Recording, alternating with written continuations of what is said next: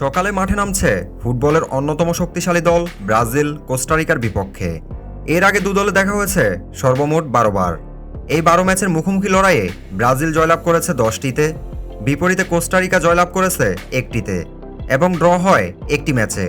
অতীতের পরিসংখ্যানে ব্রাজিল কোস্টারিকার থেকে অনেকটা এগিয়ে থাকবে, তবে কোপা আমেরিকার ডি গ্রুপের এই ম্যাচটির লড়াই হবে সমানে সমান। ব্রাজিল কোস্টারিকার বিপক্ষের ম্যাচটি 4-3-3 ফরমেশনে খেলবে। চলুন প্রথমে দেখে নেই কোস্টারিকার বিপক্ষে ব্রাজিলের শক্তিশালী একাদশ।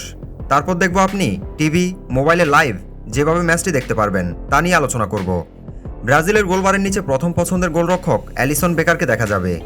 ডিফেন্সে থাকছেন ড্যানিলো, মার্কুইনহোস, এদার মিলিতাও এবং থাকছেন ওয়েন্ডেল ন্যাসিমেন্তো বোর্জেস। মিডফিল্ডে দেখা যাবে ব্রুনো গুইমারেজ, জোয়াও গোমেজ এবং লুকাস পাকুয়েতাকে। ফরওয়ার্ডে আছেন বার্সেলোনার রাফিনহা, রিয়াল মাদ্রিদ তারকা ভিনিসিয়াস জুনিয়র এবং তারই ক্লাব সতীর্থ রদ্রিগো। এবার দেখে নেই যেভাবে টিভি এবং মোবাইলে খেলাটি লাইভ উপভোগ করবেন সেই প্রসেসটি। আপনাকে যদি কোনো টিভি চ্যানেলে বাংলাদেশ এবং ভারত থেকে খেলাটি দেখতে হয় তাহলে ফলো করতে হবে সনি 6 এবং টি স্পোর্টস টিভি চ্যানেলটিকে। এছাড়াও যে কোনো দেশে বসে আপনার হাতে যদি একটি ল্যাপটপ অথবা মোবাইল ডিভাইস থাকে তাহলে ইয়াল্লা শুট, বেইন ম্যাচ এবং স্পোর্টস পাই অ্যাপসে সরাসরি ম্যাচগুলো উপভোগ করতে পারবেন। তাই গুগলে গিয়ে সার্চ করবেন ইয়াল্লা শুট অথবা বেইন ম্যাচ।